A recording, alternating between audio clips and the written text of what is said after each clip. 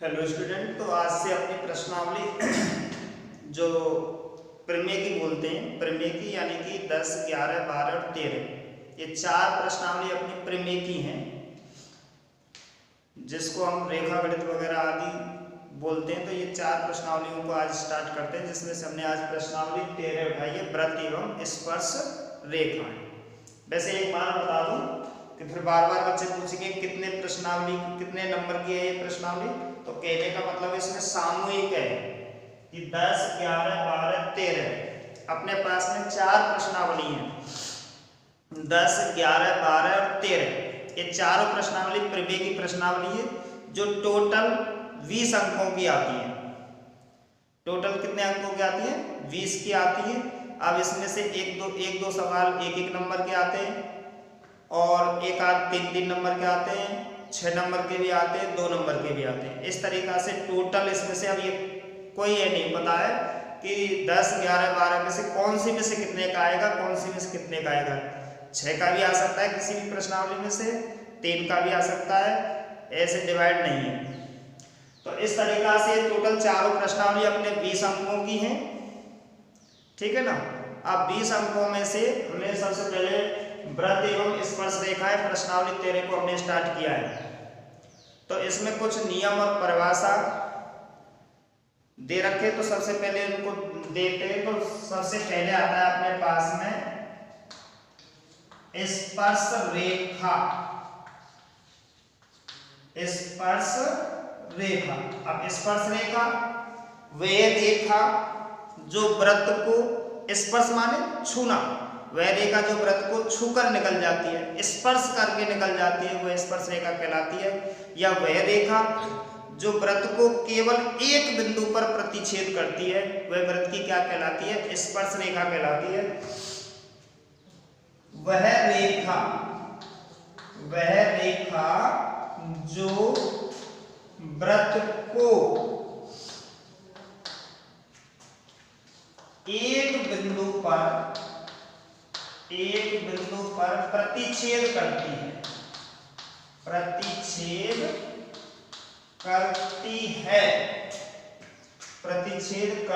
है, वृत्त की स्पर्श रेखा कहलाती है।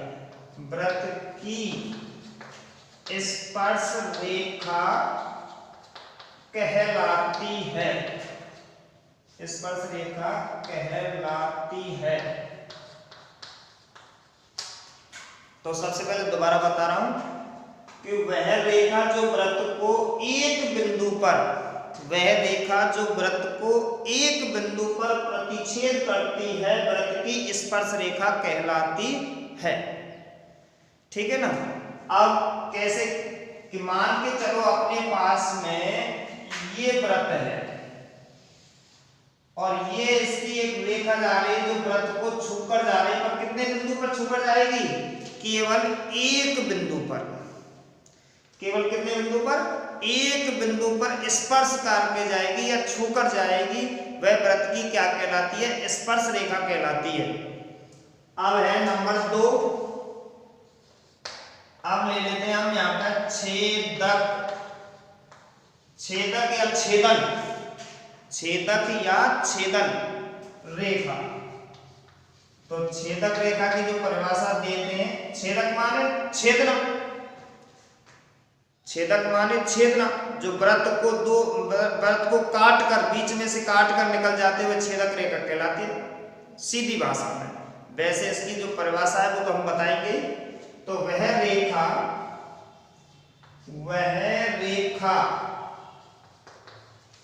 जो वृत्त को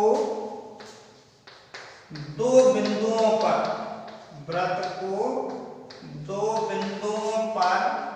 प्रतिच्छेद करती है, दो बिंदुओं पर प्रतिच्छेद करती है, वृत्त की छेदक रेखा कहलाती है। वृत्त की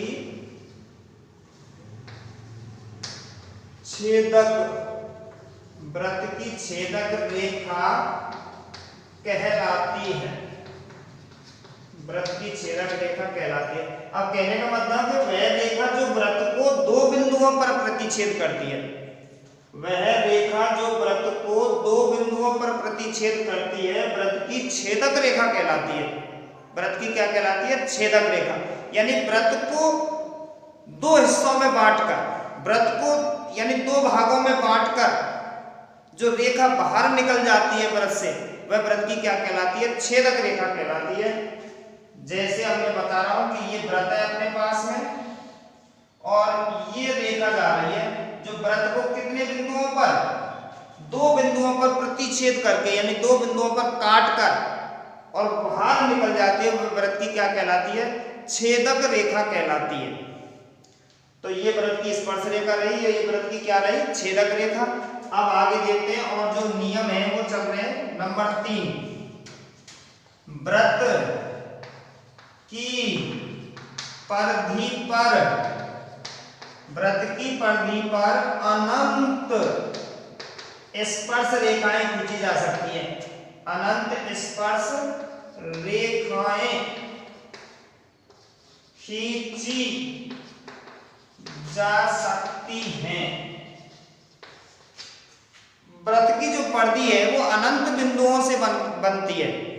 व्रत की जो परिधि है वो अनंत बिंदुओं से बनती है और अनंत बिंदु जब परिधि पर होते हैं तो हमें स्पर्श रेखा के लिए केवल एक बिंदु चाहिए।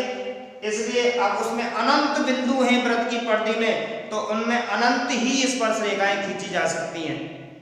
अनंत ही स्पर्श रेखाएं खींची जा सकती हैं। दोबारा समझना है यहाँ पे कि व्रत की परिधि पर, अब व्रत की परिधि अनंत बिंदुओं से बनती है और हमें पता है कि स्पर्श रेखा के लिए केवल एक बिंदु चाहिए। जब उस पर अनंत बिंदु हैं तो अनंत ही स्पर्श रेखाएं खींची जा सकती हैं। अगला है, और वैसे मैं बता दूं, जैसे चित्र अगर बनाऊं तो ये अपने पास में व्रत है। अब इस तरीका से ये इसकी क्या है? ये सभी जितनी भी जो मैं खींच रहा हूं ये सारी इसकी स्पर्श रेखाएं, ये सभी व्रत की परिधि को छूकर जा रही है। ये सभी व्रत की क्या है? स्पर्श रेखाएं। तो व्रत की परिधि पर अनंत स्पर्श रेखाएं खींची जा सकती हैं। अगला है नंबर 4, व्रत की परिधि के एक बिंदु पर, अब चाहे तो आप लिख सकते हैं, मैंने ये अपने पास में 3 पॉइंट लिखा दिए। 3 पॉइंट के बाद में अब हो सकता है कि आप अपनी पेन कॉपी को निकाल लें, यहां तक है इसको एक बार नोट कर सकते हैं और यहाँ के बाद में अपनी पेन कॉपी से मैं बोल रहा हूँ कुछ ऐसी बातें हैं जो बोर्ड पे लिखाने पर उसमें टाइम लगेगा, सिर्फ मैं इसके चित्र बनाता चलूंगा। तो इस तरीका से हमें केवल अपनी पेन कॉपी निकालो और मैं जो परिभाषा बोल रहा हूँ उनको लिखते चलो। तो हाँ, तो अपनी कॉफी यानी नोटबुक को आप निकाल सकते हैं और मैं थोड़ा बोलूंगा तो उनको तुम्हें लिखना है। तो सब नियम नंबर अपना 4 लिखते हैं हम। 4 नियम में कह रहा है कि लिखो कि व्रत की परिधि के एक बिंदु पर, व्रत की परिधि के एक बिंदु पर केवल एक स्पर्श रेखा खींची जा सकती है। व्रत की परिधि के एक बिंदु पर, व्रत की परिधि के एक बिंदु पर केवल एक स्पर्श रेखा खींची जा सकती है। तो आप देखो ये अपने पास में व्रत है और व्रत का ये बिंदु है अपने पास में। अब ये पूछ रहा है कि एक व्रत की परिधि के एक बिंदु पर, कितने बिंदु पर? केवल एक बिंदु पर कितनी स्पर्श रेखाएं खींची जा सकती हैं? तो केवल एक स्पर्श रेखा खींची जा सकती है। तो इस तरीका से अब इसमें है कि हमें स्पर्श रेखा खींचनी है, तो एक स्पर्श रेखा ये हो गई। अगर हमें यूं खींचना है इस बिंदु में होकर या यूं खींचना है इस बिंदु में होकर, इस तरीका से खींचना है, तो ये सारी छेदक रेखाएं, इनमें से केवल एक स्पर्श रेखा खींची जा सकती है, स्पर्श रेखा। तो कहने का मतलब है अगर व्रत की परिधि पर स्पर्श रेखा खिंचवाए तो उस परिधि पर अनंत स्पर्श रेखाएं खींची जा सकती हैं। अगर परिधि के किसी एक बिंदु पर स्पर्श रेखा खिंचवाए तो केवल एक स्पर्श रेखा खींच सकते हैं। तो ये अपने पास में नियम नंबर 4 था। अब उसके बाद में 5वां नियम है, चित्र बना सकते हैं उसका, ठीक है ना?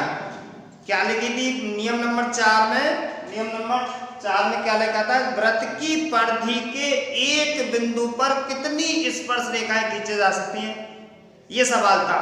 तो मैंने बताया था वृत्त की परिधि पर केवल एक स्पर्श रेखा, वृत्त की परिधि के किसी बिंदु पर, वृत्त की परिधि के किसी बिंदु पर केवल एक स्पर्श रेखा खींची जा सकती है। उसका चित्र है ये सारी छेदक रेखा है, इनमें से केवल एक स्पर्श रेखा है। अब आगे कह रहा है अपने पास में ये वृत्त है, अपने पास में ये वृत्त दे रखा है और वृत्त के बाहर ये कोई बिंदु दे रखा है। तो अब लिखो उसमें क्या लिखना है कि नियम नंबर 5 में लिखो, वृत्त के बाह्य बिंदु से, वृत्त के बाहर कोई अगर बिंदु है, वृत्त के बाह्य बिंदु से वृत्त पर केवल 2 स्पर्श रेखाएं खींची जा सकती हैं। वृत्त के बाह्य बिंदु से, वृत्त के बाह्य बिंदु से वृत्त पर केवल 2 स्पर्श रेखाएं खींची जा सकती हैं। वृत्त के बाह्य बिंदु से वृत्त पर 2 स्पर्श रेखाएं खींची जा सकती हैं। शायद आपने लिख लिया होगा। अब देखो ये बाह्य बिंदु है, ये क्या है, बाह्य बिंदु, और इस बाह्य बिंदु से इस वृत्त पर हमें स्पर्श रेखा खींचनी, इस बिंदु से निकलनी चाहिए, इस बिंदु से रेखाएं निकलनी चाहिए और रेखा निकल के वृत्त पर जाकर वो स्पर्श रेखा बननी चाहिए। तो ये कह रहा है कि ये बाह्य बिंदु है, इस बाह्य बिंदु से इस वृत्त पर कितनी स्पर्श रेखाएं खींची जा सकती हैं। बोर्ड में इस तरीका से क्वेश्चन आएगा, उसका आंसर आपको देना है। तो वृत्त के बाह्य बिंदु से केवल 2 स्पर्श रेखाएं खींची जा सकती हैं। एक स्पर्श रेखा ऊपर हो गई और एक स्पर्श रेखा नीचे हो गई, ठीक है ना। ये अपने पास में 2 स्पर्श रेखाएं जो यहाँ पे और इस बिंदु पर प्रतिच्छेद कर रही हैं। अब हम देखते हैं कि इनसे ज्यादा हो सकती है क्या। अब इस बिंदु से हम यूं लाएं, आगे बढ़ाएं तो ये नहीं, ये वृत्त की स्पर्श रेखा नहीं है। इस बिंदु से यहाँ आगे ले जाएं तो ये भी स्पर्श रेखा नहीं है। और अगर यहाँ से अंदर की तरफ ले जाएं तो ये स्पर्श रेखा नहीं है, ये छेदक रेखा है। और इस तरीका से इधर ले जाएं तो ये भी इसकी क्या है, छेदक रेखा है। तो इसमें से जो मैंने स्पर्श रेखाएं खींची हैं, जो रेखाएं खींची हैं मैंने 6 रेखाएं खींची हैं। उन 6 रेखाओं में से केवल 2 ऐसी रेखाएं जो वृत्त की क्या है, स्पर्श रेखाएं, अन्य इसमें स्पर्श रेखा नहीं है। तो वृत्त के बाह्य बिंदु से कितनी स्पर्श रेखाएं खींची जा सकती है, केवल 2। अब है अपना क्वेश्चन नंबर 6वां लेते हैं। नियम नंबर 6वें में क्या लिखना है, ये आ गया अपने पास में। चलो एक, अगर वृत्त के अंदर कोई बिंदु है, जैसे ये वृत्त है, ये क्या है अपने पास में वृत्त, और वृत्त के अंदर ये बिंदु है अपने पास में। अब क्या कह रहा है कि इस बिंदु से वृत्त पर कितनी स्पर्श रेखाएं खींची जा सकती है। तो स्पर्श रेखाओं की संख्या 0 होगी। क्या होगी, स्पर्श रेखाओं की संख्या 0 होगी। मतलब अगर वृत्त के अंदर कोई बिंदु है तो उससे अगर हमें स्पर्श रेखाएं खींचनी है तो स्पर्श रेखाओं की संख्या 0 होगी। क्या होगी, 0 होगी। जैसे ये बिंदु है, अगर इस बिंदु से जो लें या इसको जो लें या ऐसे जो बढ़ाएं या ऐसे बढ़ाएं या इस तरीका से इसको बढ़ाएं, तो इनमें से सब आप जानते हैं कि इनमें से ऐसी कोई सी रेखा नहीं है जो इस वृत्त की क्या हो सकती है, वो स्पर्श रेखा हो सकती है। कोई भी नहीं है ना। इस चित्र को देखो, क्वेश्चन नंबर 6वां कि वृत्त के अंदर कोई बिंदु है तो उससे उस वृत्त पर कितनी स्पर्श रेखाएं खींची जा सकती हैं। तो आंसर क्या होगा, 0 होगा, 0 होगा, ठीक है ना। तो ये अपने पास में कंप्लीट यहां तक हो गया है। नियम नंबर 6 हो गए अपने पास में। आगे नियम लिखवाता हूं। तो अगला है नियम नंबर 7वां। अपनी कॉपी में लिखो नियम नंबर 7। तो नियम नंबर 7 में अब तक हमने जो बताया था वो केवल एक वृत्त के बारे में बताया था कि एक वृत्त पर अगर हमें स्पर्श रेखाएं खींचनी है, अंदर से, वृत्त की परिधि से या वृत्त के बाहर या जो भी है, उन सारी स्थितियों में कितनी स्पर्श रेखाएं खींची जा सकती हैं, वो केवल एक वृत्त का था अपने पास में। अब हम लेते हैं 2 वृत्तों के बारे में। क्या लेते हैं, दो वृत्तों के बारे में लेते हैं, एक वृत्त की बजाय दो वृत्त लेते हैं, तो नियम नंबर अपना आ गया 7। अब नियम नंबर 7 में कई प्रकार से दो वृत्त दर्शा सकते हैं। अब एक बार मैं नियम नंबर 7, यहाँ पे नियम नंबर 8, या नियम नंबर 9 और यहाँ नियम नंबर 10, इस तरीका से मैं ले लेता हूं। अब उसमें देखो, एक वृत्त अपने पास में इस तरीका से और दूसरा वृत्त इस तरीका से, ठीक है ना। एक वृत्त अपने पास में इस तरीका से और दूसरा वृत्त अपने पास में इस तरीका से चल रहा है, ये। और उसके बाद में यहाँ पे इस तरीका से भी वृत्त हो सकते हैं, ठीक है ना। और उसके बाद में इस तरीका से भी वृत्त हो सकते हैं अपने पास में। ये दो दो व्रतों के बारे में बताया था। अब तक मैंने जो बताया था केवल एक व्रत के बारे में बताया था। अब यहाँ पे आ गए अपने पास में कितने व्रत? दो व्रत आ गए। अब ये कह रहा है कि ये अपने पास में दो व्रत हैं, दो व्रतों पर कितनी उभयनिष्ठ स्पर्श रेखाएं खींचा, मतलब इन दोनों व्रतों पर स्पर्श रेखा खींचनी है हमें। इस आकृति में जो बनने वाले दो व्रत हैं उन व्रतों पर हमें स्पर्श रेखाओं की रचना करनी है, और वो स्पर्श रेखाओं की इस तरीका से रचना करनी है कि जो छोटे व्रत की है वो बड़े व्रत की भी होनी चाहिए। कहने का मतलब है कि दोनों की, अगर हम एक स्पर्श रेखा खींचेंगे तो वो दोनों की माननी चाहिए, वो दोनों व्रतों की स्पर्श रेखा होनी चाहिए। अब कैसे कि मान चलो हमने यहाँ पे स्पर्श रेखा खींच दी, छोटे की तो स्पर्श रेखा हो जाएगी, देखो ये हमने खींच दी। अब ये छोटे की तो स्पर्श रेखा है पर बड़े की स्पर्श रेखा नहीं है, तो हमें ऐसी स्पर्श रेखाओं की रचना करनी है जो दोनों की होनी चाहिए। किसकी होनी चाहिए? दोनों की होनी चाहिए। वो छोटे की है तो बड़े की भी होनी चाहिए, मतलब पहले व्रत की है तो दूसरे व्रत की भी होनी चाहिए। तो इस तरीका से अब पहला सवाल लिखो नियम नंबर 7 में, अपना कॉपी में लिखो कि दो, यहां पर दो अलग अलग व्रत हैं, ये क्या है? दो संकेंद्रीय व्रत हैं। इस स्थिति में दो संकेंद्रीय व्रतों पर कितनी, लिखो दो संकेंद्रीय व्रतों पर कितनी उभयनिष्ठ स्पर्श रेखाएं खींची जा सकती हैं? दो संकेंद्रीय व्रतों पर कितनी उभयनिष्ठ स्पर्श रेखाएं खींची जा सकती हैं? दो संकेंद्रीय वृत्तों पर कितनी उभयनिष्ठ स्पर्श रेखाएं खींची जा सकती हैं? तो नीचे आंसर लिख दो, आंसर बराबर 0, 0। इस पर कोई भी स्पर्श रेखा नहीं खींचेगी, तो आंसर में क्या लिखना है हमें? इसका आंसर लिखना है हमें स्पर्श रेखा। स्पर्श रेखा बराबर क्या है इसमें? 0। दो संकेंद्रीय वृत्तों पर कितनी उभयनिष्ठ स्पर्श रेखाएं खींची जा सकती है? तो उसका आंसर है 0। अब आते हैं हम 8वें में। अगर इस तरीका से दो व्रत हैं तो उन पर कितनी स्पर्श रेखाएं उभयनिष्ठ खींची जा सकती हैं? तो देखो ये बिंदु जो बना हुआ है इससे होकर जाएगी, वो दोनों की होगी, वो छोटे व्रत की भी है और बड़े व्रत की भी है। तो इसको लिखो, इसका आंसर बता दो। आंसर है इसका स्पर्श रेखा। इसका आंसर स्पर्श रेखा बराबर कितनी होगी? 1। तो लिखो नियम नंबर 8 में लिखो, दो अंतः स्पर्श करते हैं, यानी कि क्या है? दो अंतः स्पर्श करने वाले वृत्तों पर, दो अंतः स्पर्श करने वाले वृत्तों पर केवल एक उभयनिष्ठ स्पर्श रेखा खींची जा सकती है। दो अंतः स्पर्श करने वाले वृत्तों पर, दो अंतः स्पर्श करने वाले वृत्तों पर केवल एक उभयनिष्ठ स्पर्श रेखा खींची जा सकती है। चलो ये हो गया, इसका आंसर कितना है? 1। अब आ जाते हैं यहाँ पर कि यहाँ पे हमें कितनी स्पर्श रेखा खींचनी है।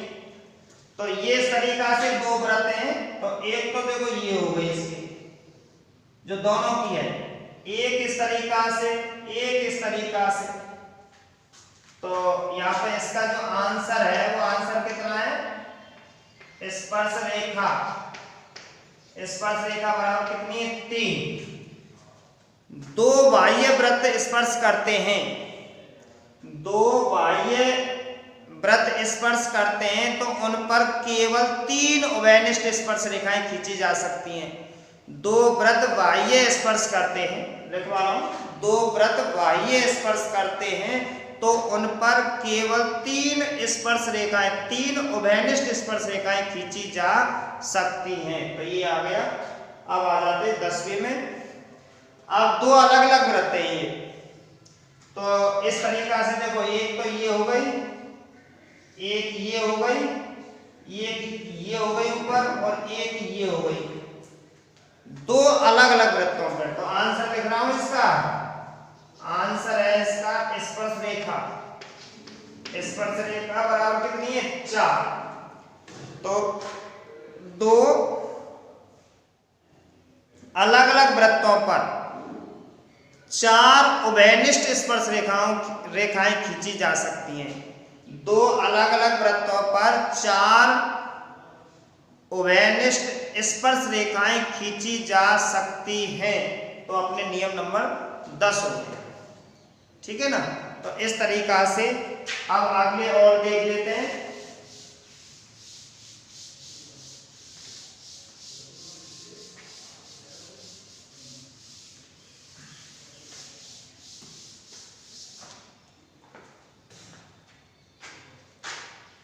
तो अब हम एक प्रमेय चालू कर देते हैं इसमें। प्रमेय 10.1, प्रमेय कौन सी है अपने पास में 10.1 आज स्टार्ट कर देते हैं। एक प्रमेय करा देता हूं, क्योंकि हो सकता है शायद 9th क्लास में प्रमेय नहीं पढ़ी हूं। प्रमेय किसे कहते हैं?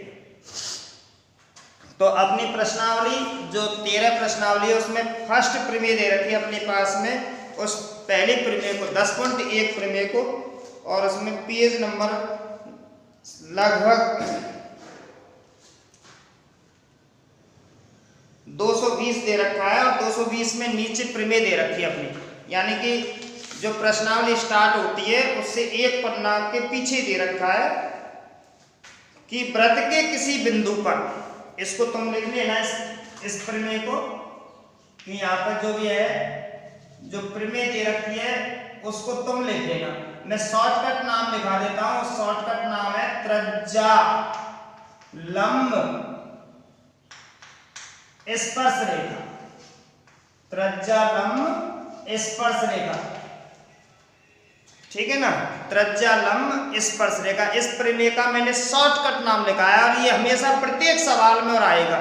इस बात को भी ध्यान रखना है कि जो मैंने ये लिखवाया है ये प्रत्येक सवाल में कारण सहित लिखना पड़ेगा। तो ये कह रहा है वृत्त के किसी बिंदु पर खींची गई स्पर्श रेखा, वृत्त के किसी बिंदु पर। तो सबसे पहले हमें वृत्त बनाना है। ये अपने पास में वृत्त है,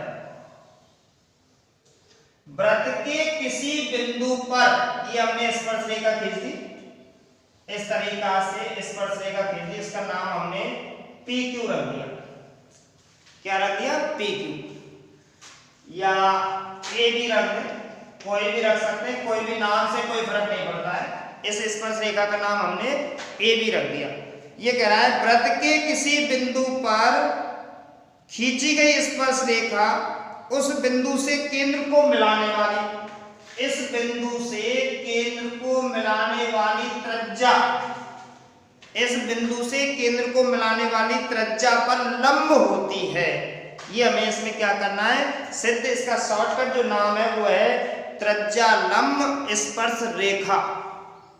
त्रिज्यालंब स्पर्श रेखा यानी त्रिज्या और स्पर्श रेखा के बीच में जो संबंध होता है वो हमेशा 90 डिग्री का होता है, यानी त्रिज्यालंब स्पर्श रेखा। तो इन दोनों के बीच में जो संबंध होता है, किस किस के बीच में, त्रिज्या और स्पर्श रेखा के बीच में जो संबंध होता है वो हमेशा लंब का रहता है, यानी 90 डिग्री का रहता है। तो ये हमें सिद्ध करना है। क्या सिद्ध करना है इसमें? त्रिज्यालंब स्पर्श रेखा, ठीक है ना। ये शॉर्टकट नाम है, प्रमेय को तुम लिख लेंगे। अब हम यहां से चालू करते हैं इसमें पहला पॉइंट आता है अपने पास में दिया है। पहला पॉइंट क्या है अपने पास में? दिया है। अब दिया हुआ में क्या दे रखा है? ओ केंद्र वाले वृत्त पर, ओ केंद्र वाले वृत्त पर, ओ केंद्र वाले वृत्त पर ओपी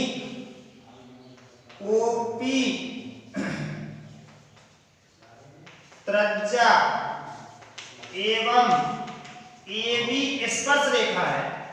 AB स्पर्श रेखा है, ये अपने पास में दे रखा है। ओ केंद्र वाले वृत्त पर OP त्रिज्या एवं AB क्या है? स्पर्श रेखा है। तो यहां पर लिखना है हमें सिद्ध करना है। अब सिद्ध क्या करना है अपने पास में? जो भी कुछ है वो सिद्ध क्या करना है कि त्रिज्या लंब स्पर्श रेखा, ओपी त्रिज्या है उसमें, जो ये कहा त्रिज्या लंब स्पर्श रेखा। ओपी क्या है उसमें? त्रिज्या, लंब है ये उल्टा टी, और ए भी क्या है उसकी? स्पर्श रेखा। ये हमें सिद्ध करना है। ओपी लंब ए बी, त्रिज्या लंब स्पर्श रेखा। अब हमें यहाँ पे क्या करनी है? रचना करनी। ए बी रेखा के अन्य बिंदु, यहाँ पे क्यू लिख लेते। ए बी रेखा के अन्य बिंदु क्यू को मिलाया।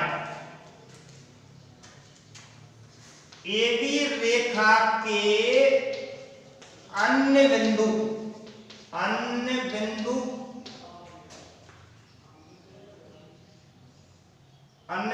Q से O को मिलाया। Q से O को मिलाया। ए बी रेखा के अन्य बिंदु Q से O को मिलाया, O से Q को मिलाया। अब अपने पास में यहाँ पे आती है उपपत्ति।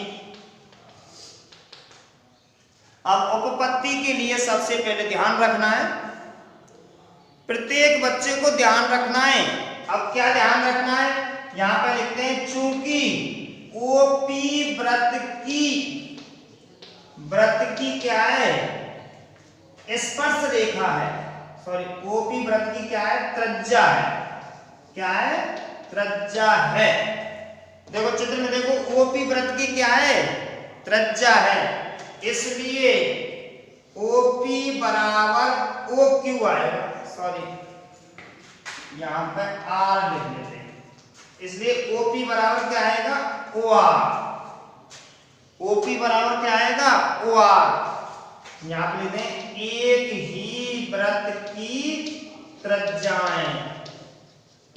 एक ही वृत्त की त्रिज्याएं, OP त्रिज्या तो OR भी तो वृत्त की क्या है? त्रिज्या है। इसलिए दोनों क्या रहेंगी? बराबर रहेंगी। अब हम यहां पर ले लेते हैं OP से बड़ा है OR प्लस QR। अगर देखो OP बराबर OR है, OP बराबर OR है, OP से OR तो बराबर है, पर इसमें क्या जुड़ गया? QR।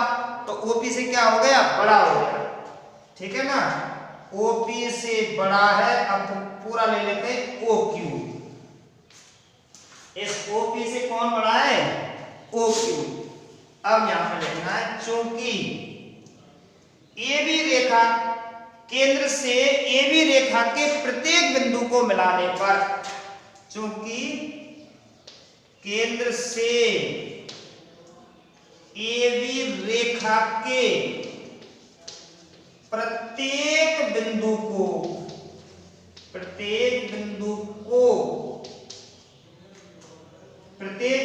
को मिलाने पर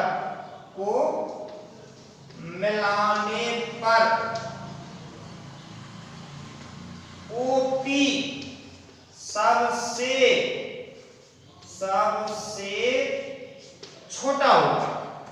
सबसे क्या होगा? छोटा होगा। ठीक है ना? अगर हम AB रेखा में इस रेखा पर अनंत बिंदु ले सकते हैं, ठीक है ना? इस रेखा पर अनंत बिंदु ले सकते हैं, और इन सब बिंदुओं को अगर मिलाएं तो ओपी उनमें सबसे क्या होगा, छोटा होगा। जब सबसे छोटा होगा इसलिए ओपी लंब एबी और यही हमें क्या करना, इति सिद्धा।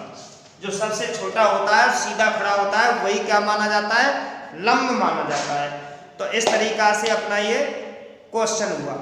तो एक बार और देख सकते हैं, जो मैंने बताया था उस तरीका से एक बार और देख सकते हैं जो भी सवाल है, क्योंकि ये प्रमेय और हमेशा ये ध्यान रखना है कि प्रमेय जो आती है वो हमेशा 6 नंबर की आती है। अगर प्रमेय आई, प्रश्नावली में से अगर प्रमेय आई तो निश्चित है कि वो 6 नंबर की आएगी, ठीक है ना।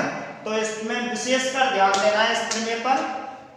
फिर मैं अगली प्रमेय बताऊंगा, पहले ये प्रमेय समझना बिल्कुल जरूरी है कि प्रमेय 10.1 में जो शॉर्टकट नाम है प्रमेय का वो है त्रिज्या लंब स्पर्श रेखा। त्रिज्या लंब स्पर्श रेखा। अब हमें क्या है कि O केंद्र वाले वृत्त पर, ये O केंद्र वाला एक वृत्त है, उस वृत्त पर OP त्रिज्या एवं AB क्या है, उसकी स्पर्श रेखा है। ये अपने पास में दिया हुआ है। अब इसमें से सिद्ध क्या करना है कि OP AB पर लंब है। OP लंब AB यानी त्रिज्या लंब स्पर्श रेखा। रचना में AB रेखा के अन्य बिंदु को, अब AB रेखा पर कोई अन्य बिंदु है P के अलावा, Q, O से Q को क्या कर दिया हमने, मिला दिया है। उपपत्ति में OP वृत्त की त्रिज्या है, OP वृत्त की क्या है, त्रिज्या है। देख लो, OP वृत्त की क्या है, त्रिज्या है। जब OP वृत्त की त्रिज्या है तो ORB वृत्त की क्या होगी, त्रिज्या होगी। OP वृत्त की त्रिज्या है इसलिए OP बराबर क्या होगा, OR, क्योंकि एक ही वृत्त की क्या है अपने पास में, त्रिज्या है। अब OP से बड़ा है, ये बड़े का है, ग्रेटर देन। अब सामने वाला बड़ा है, किससे बड़ा है, OP से। OP से बड़ा है OR plus QR, OR plus QR, यानी OP से बड़ा है, इन दोनों को जोड़ने पर OQ। वैसे भी देखो ये OP है और ये OQ है, तो OP से कौन बड़ा है, OQ। अब क्या करा है, चूंकि केंद्र से AB रेखा के, जैसे हमने Q को मिलाया इसी तरीका से अन्य बिंदु बना लेते हैं।